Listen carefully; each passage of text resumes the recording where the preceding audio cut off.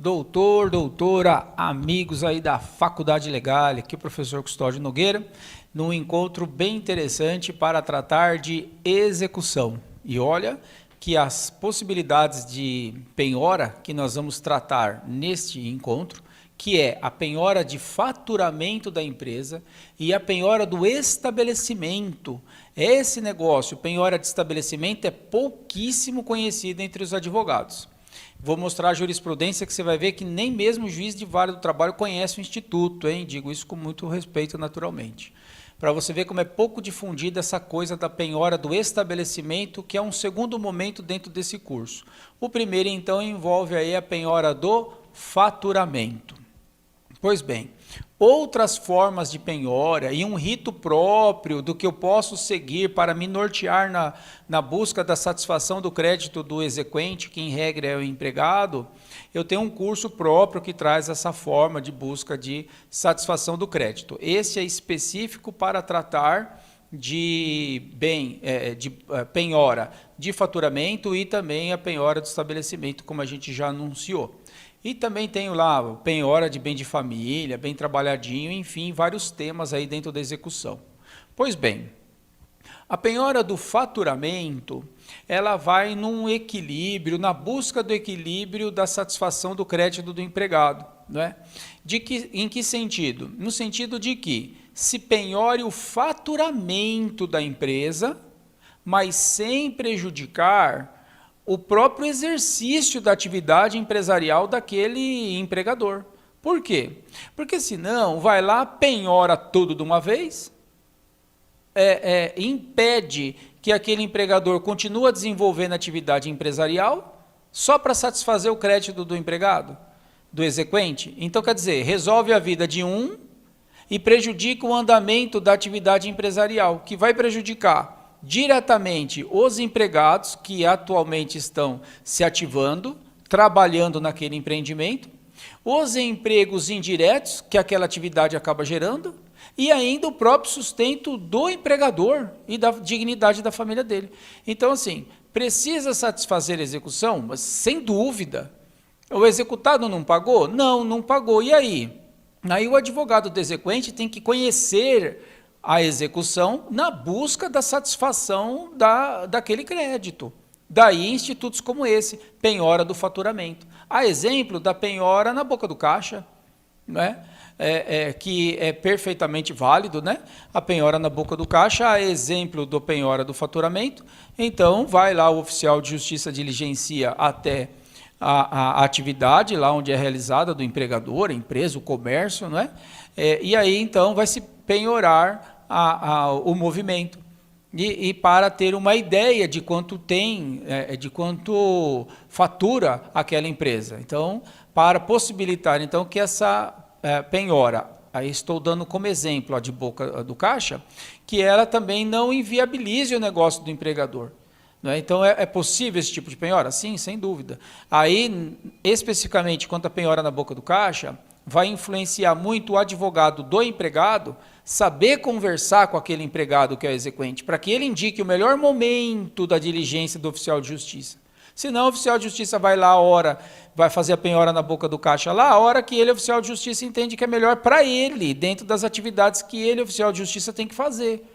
E aí esse oficial de justiça vai lá no horário que não tem movimento, vai penhorar o quê na boca do caixa? Um tal de nada.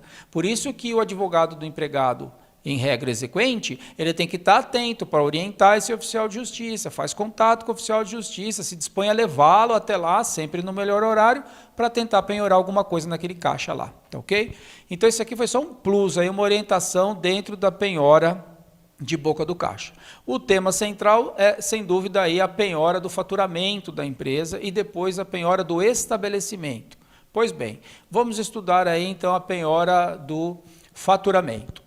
Para nós sabermos quanto a empresa fatura a ponto de penhorar, precisa do quê? Precisa de que se faça uma diligência até lá e que se nomeie um representante do Estado,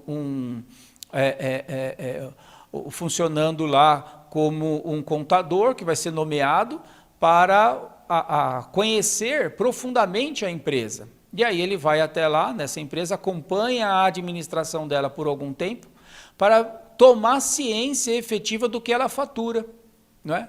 Não só por meios dos demonstrativos que a empresa passa, porque senão fica muito limitado, pode estar meio maquiado aquele faturamento lá na empresa. Não que isso ocorra no Brasil, né? Isso é um título de exemplo só.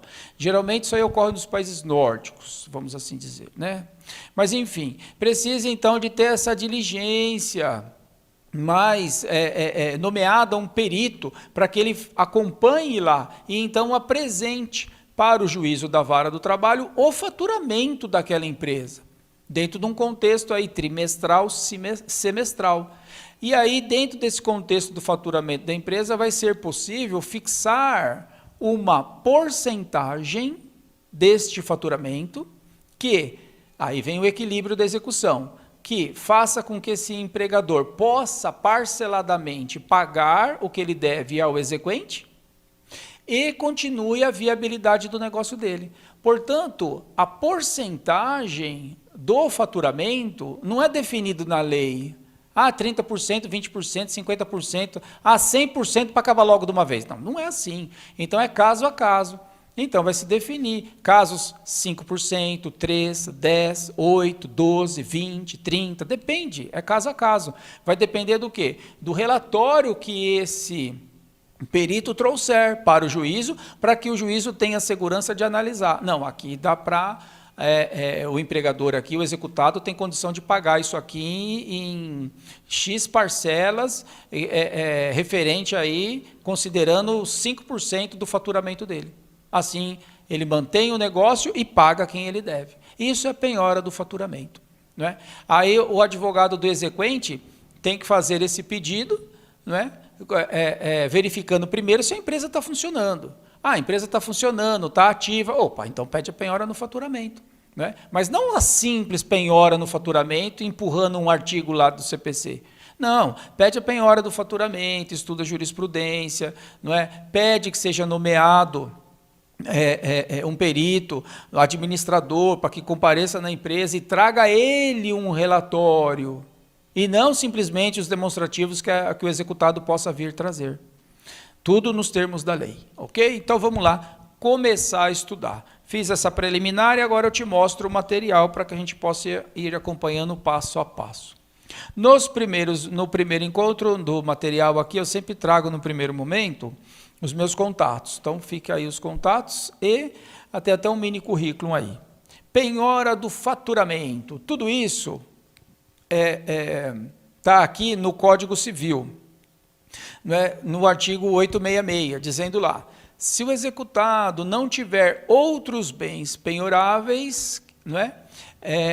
Ou se tendo-os, esses forem de difícil alienação ou insuficientes para solver o crédito executado, aí o juiz pode ordenar a penhora de percentual de faturamento da empresa. Está vendo? Então, esse pedido aqui, querido amigo do Legale, esse aqui não dá para você pedir logo de cara. Como assim logo de cara?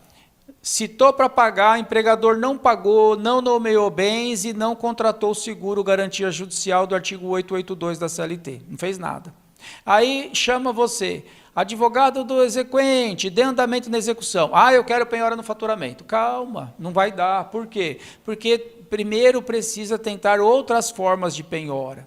Aí o colega quer saber uma ordem bacana, com fundamento, tudo passo a passo. Eu tenho um curso que fala da penhora, e trago tudo lá. E esse aqui, penhora do faturamento, isso daqui é quando você já tentou e foi infrutífera, outras formas de penhora. Ou então, até penhorou, mas o que penhorou lá, meu amigo, não tem valor nenhum, aquilo lá vai para o leilão, as máquinas velhas lá que não servem para nada, umas cadeiras sem braço, sem encosto, sem assento, sem só esqueleto, não vai dar nada aquilo lá. Então, precisa fazer o quê? Precisa de tentar agora penhorar o faturamento, excelência, está funcionando a empresa. Então, para entrar nesse tipo de penhora, faturamento, você já precisa ter navegado um pouco no curso de execução sem sucesso. Vamos continuar a estudar lá o CPC 866. Olha só. O juiz nomeará administrador depositário, que é o perito contador, o qual submeterá à aprovação judicial a forma de sua atuação e prestará contas. Enfim, vai trazer lá tudo mastigadinho, como eu já tinha explicado aí anteriormente. Só encaixando a lei agora. Olha que interessante, tem essa OJ aqui, 93 da SDI, uma OJ antiga, fala de MS, possibilidade da penhora sobre parte da renda de estabelecimento comercial, dizendo que é admissível a penhora sobre a renda mensal ou faturamento da empresa. Renda mensal, faturamento como sinônimos aí na OJ. Limitada a determinado percentual, desde que não venha comprometer, né, o desenvolvimento regular das atividades lá do empregador. Viu só? Então a penhora do faturamento é uma possibilidade bastante crível, uma possibilidade de execução bastante significativa, só que ela exige do advogado do exequente, que em regra é o empregado que está tentando executar, que esse advogado aí do executado já tenha tentado outras formas e não obtido sucesso. Não pode ser a primeira forma de pedido de penhora. Ou então penhorou alguma coisa, mas coisa que não tem fim nenhum, que não vai abater nada na execução. E aí, então, você pede a penhora no faturamento. Antes disso, verifica se a empresa está funcionando, porque senão vai mover céus e terras e não vai ter o que penhorar lá no faturamento da empresa, porque a empresa não está funcionando, não tem faturamento. Então, esse é um caminho. E mais ainda, a lei diz que o juiz poderá, né, nomear, sempre que você vê lá na lei, o juiz poderá, o juiz poderá, o juiz poderá, o juiz poderá, isso aí não é o juiz poderá, porque ele não age de ofício, né, então ele não vai fazer nada. Como que eu leio, quando está escrito na lei, o juiz poderá? Sabe como eu leio? Eu leio assim, o juiz poderá, vírgula, desde que um fidedeus do advogado peça, vírgula. Aí o juízo deita e rola, manda pôr fogo, manda apagar fogo, manda explodir, manda construir de novo. Aí o juiz manda tudo, desde que ele seja provocado, desde que o advogado do exequente tome providência, que é, em regra, o advogado do empregado, o exequente. Até porque tem a prescrição intercorrente, hein, meu amigo? E eu tenho um título aqui gravado só de prescrição intercorrente, com N dicas lá, para você não deixar o processo do empregado morrer da tua mão, né? Que aí é para rasgar o AB e guardar em algum lugar. Não é? Muito bem. Vamos encaixar agora, diante desse todo raciocínio aí da penhora do faturamento, vamos encaixar uma jurisprudência. Vamos lá ver aplicado agora esse entendimento. Olha só. Agravo de petição, penhora do faturamento da empresa. Efetuadas pesquisas junto aos convênios e sistemas acima mencionados, que são os convênios que se correlacionam com a Justiça do Trabalho, que eu indico um por um, explico e fundamento lá no nosso curso de penhora. Aí continua o julgado. Não foram obtidos meios suficientes para a satisfação da presente execução, conforme se denota da leitura da certidão de devolução aí do mandado lá do oficial de justiça, ou seja, não deu nada, tentou penhorar e não deu nada, tá vendo? Primeiro precisa tentar penhorar alguma coisa para depois pedir a penhora do faturamento. Em contrapartida, no agravo de petição aí, em contraminuta, melhor colocando, de agravo de petição, a executada afirma que somente se esgotados, ou seja, o executado está afirmando, né, que somente se esgotado todos os meios de execução, a penhora sobre parte de seu faturamento deve ser admitida. E não tem nada a ver, não precisa esgotar todos os meios de execução, não é? E aí, em tese suplementar, ainda na contraminuta do agravo de petição, porque quem entrou com o agravo de petição foi o exequente, que é o empregado. Aí o executado, ligeiro, olha que advogado bom, né? Primeiro ele vem arguir em contraminuta, hein? Isso que é advogado bom do executado, dizendo que não pode ter penhora no faturamento porque não foi esgotado todos os meios, mas não tem nada a ver, é só tese furada isso aí. E a outra tese subsidiária furada do executado é, lá na contraminuta do agravo do exequente, que é o empregado, ele sustentou que, em tese suplementar, oferece a penhora 3% do faturamento bruto da empresa. Essa jurisprudência nos permite enxergar o quê? Que o advogado do exequente, que é o empregado, entrou com o agravo de petição. Beleza, fez o agravo de petição dele lá, pedindo a penhora no faturamento. O advogado do executado, Foi muito ligeiro, hein? Em contraminuta, você viu as teses que ele levantou? Tese principal e subsidiária. Dizendo que, tá errado esse negócio de vir com penhora de faturamento aí, porque é só depois que esgotar todos os meios da execução. É nada. Onde está escrito que tem que executar, tem que seguir todos os meios, tem que seguir alguns meios, tem que provocar alguma forma de execução, para depois pedir a penhora de faturamento. Ok, mas não todos os meios, para depois vir na penhora do faturamento. Então está errado isso aí, por isso que foi afastado.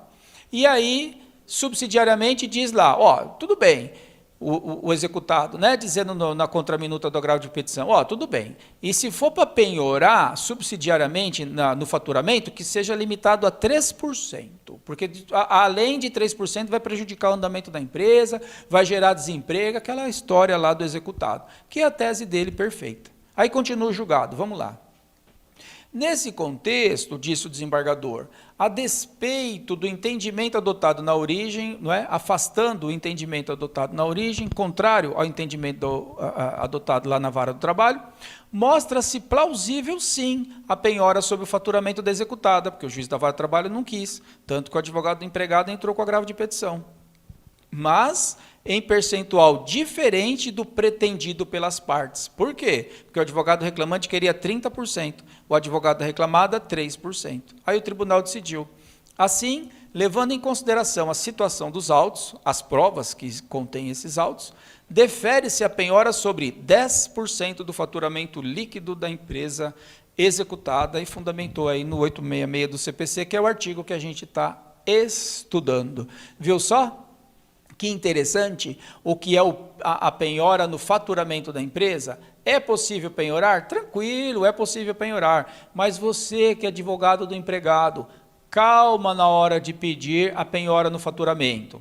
Se você precisa ter pedido alguma coisa antes e não ter dado certo. Porque a penhora no faturamento, por que tem que ter essa ordem? Não que você tem que esgotar todos os meios de execução, mas por que tem que ter tentado primeiro penhora em dinheiro, algum outro tipo de penhora? Porque a penhora no faturamento ela é muito custosa para o Estado, porque vai envolver esse administrador aqui, o juiz da vara do trabalho tem que nomear um perito para ir lá, um contador. Aí já tem um laudo para pagar aí. Então vai dar um andamento, um desdobramento na execução, que outras formas de penhora podem eventualmente resolver essa execução de uma vez. E o advogado empregado tem que tomar cautela também de que a empresa tem que estar funcionando para ele fazer esse tipo de pedido.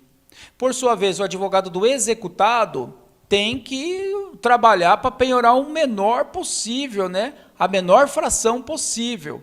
Desde que, pelo menos a nossa orientação, seja de uma convicção lícita, demonstrando que o empregador não pode sofrer uma penhora de faturamento de 10%, porque inviabiliza o negócio dele. Mas não pode ser só com somebody love, tem que demonstrar isso. Olha, a empresa tem aluguel para pagar, tem tantos empregados, tem dívida com BNDES, tem isso, olha o passivo aqui da empresa. Então, para a gente manter esse negócio funcionando e, portanto, manter os empregos diretos e indiretos, e aí mostra quantos empregos são diretos, mostra, tem que trabalhar, fazer uma petição bacana.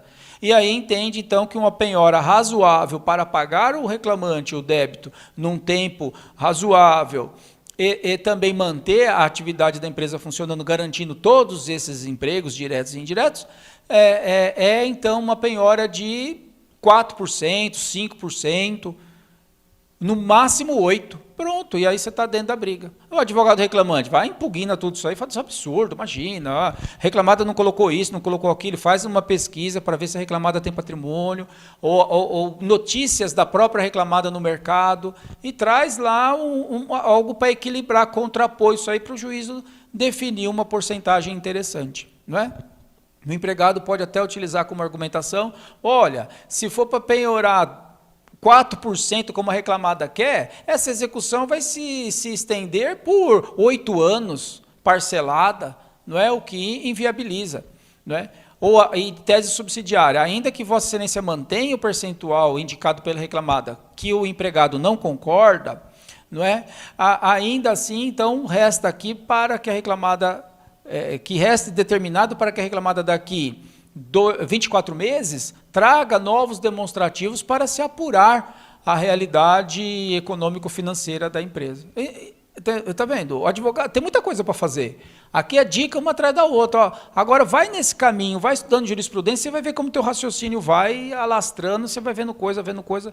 Esse é o caminho, meu amigo. Senão, como é que faz para trabalhar na execução? O empregador não pagou, você tem que correr atrás para receber. E a prescrição intercorrente está nas suas costas. Olha a responsabilidade nossa, né? Muito bem. Então, isso aí é a penhora do faturamento. Vamos partir aí para a penhora agora do estabelecimento. Meu amigo, penhora do estabelecimento. Você sabe o que é isso? Eu falo assim, penhora do estabelecimento, falo para os advogados, vai penhorar estabelecimento, o custódio vai penhorar o quê? O prédio da empresa, o estabelecimento, o que tem dentro? O que tem dentro é penhora de bens, de máquinas, vai tudo para o leilão, isso não é penhora do estabelecimento. Penhora do prédio é penhora de bem imóvel, também não é penhora do estabelecimento. Tá bom, mas o que é a penhora do estabelecimento? A penhora do estabelecimento é a penhora da administração do estabelecimento. Ela é mais incisiva, mais ácida, mais profunda que a penhora do faturamento. Na penhora do faturamento que nós vimos até agora, o juízo, se provocado, ele vai mandar um perito ir lá para conhecer apenas e tão somente do faturamento dessa empresa. Então, é um terceiro estranho lá na administração da empresa, sem dúvida, mas é de leve, é para ver só o faturamento dela. Muito bem. E a penhora do estabelecimento? Ela é mais profunda. Por quê? Porque, nesse caso, é mandado também lá para a administração da empresa um administrador, só que aí um administrador judicial, como se fosse uma falência. Esse administrador judicial que vai lá na empresa, por conta de cumprir uma ordem judicial para fazer a penhora do estabelecimento, aqui é muito mais complicado, porque esse representante do Estado juiz que vai estar lá para fazer a penhora do estabelecimento, que é diferente do faturamento, que eu já expliquei, aqui na penhora do estabelecimento é um administrador judicial. Então ele vai conhecer do quê? De tudo. Descobre caixa 2, então é um camarada que está sentado na administração lá, meu amigo. Tudo tem que passar por ele, todos os livros. Então é uma situação complicada.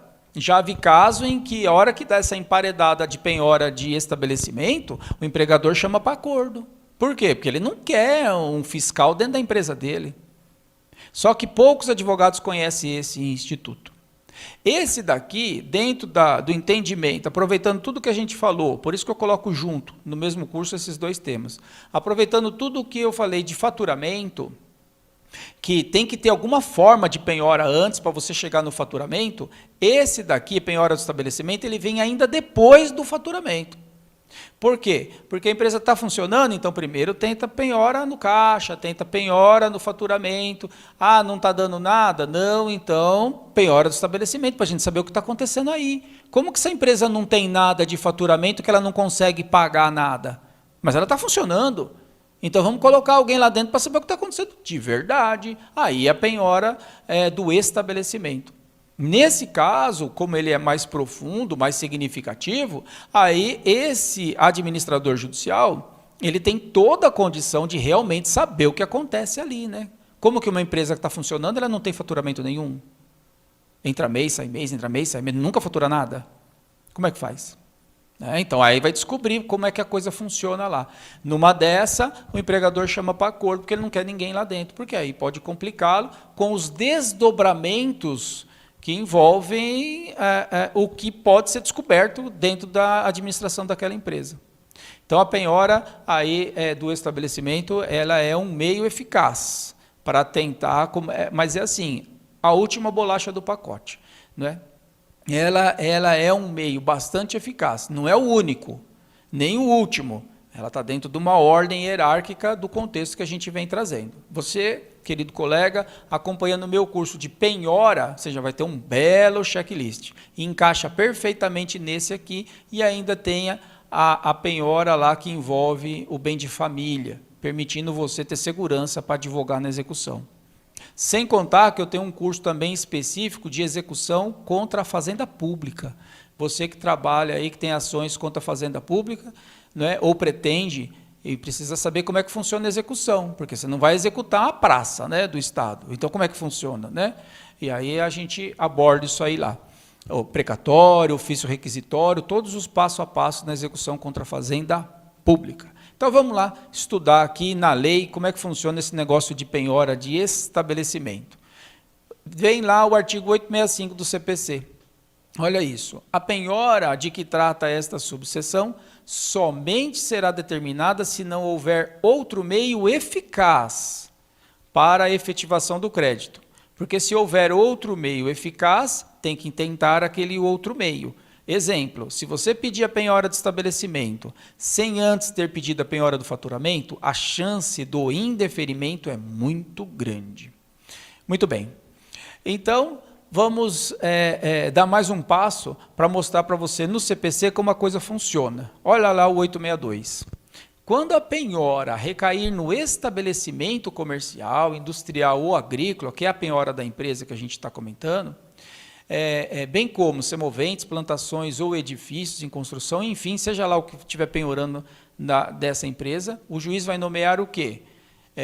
Vai nomear desde que devidamente provocado, né? Vai nomear administrador depositário, determinando-lhe que apresente em 10 dias úteis o plano de administração. Naturalmente que esses 10 dias aí não tem nada a ver, isso aí é mais para constar na lei.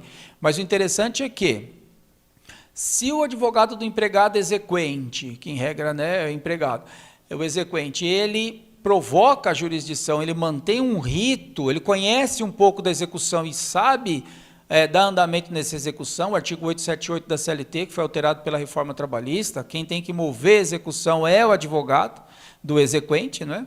O juízo não move de ofício, e aí, se não, se largar esse processo, começa a correr a prescrição intercorrente. Então, tem que dar andamento nessa execução, na busca das tentativas de penhora na forma, então, indicada. E aí o colega consegue dar andamento na execução. Se tudo foi sendo frustrado, ou parcialmente penhorado, nós ainda vamos ter essa possibilidade da penhora do estabelecimento, que é a penhora da administração do estabelecimento. Essa é uma ferramenta interessantíssima, que é pouco conhecida, muito pouco conhecida pelos advogados, né? A gente vê isso. E vou te mostrar que ela é tão pouco conhecida que mesmo o juízo da vara do trabalho mostrou desconhecer. Vamos lá? Olha aí. Vamos ver essa jurisprudência aqui, ó. Penhora do estabelecimento, que é o que a gente está estudando. Possibilidade. Olha isso. O nobre juízo ACO da vara do trabalho indeferiu o pedido do exequente para que fosse penhorado o estabelecimento da agravada, por falta de amparo legal. Veja que o desembargador colocou entre aspas, que o juiz da vara do trabalho indeferiu porque não tinha amparo legal. O que é isso? Isso é uma decisão interlocutória das absurdas. O que o advogado do empregado fez? Agravo de instrumento, ou agravo de petição para o TRT. Não é? Porque o agravo de petição na execução tira da vara do trabalho e leva para o TRT, inclusive decisões interlocutórias. Não é? Com o que, então, não se conformou o agravante, que é o empregado. E disse o desembargador, e com absoluta razão não se conformou, tendo em vista que o artigo 677 do CPC estabelece que a penhora pode sim recair sobre o estabelecimento comercial e tudo o que a gente viu.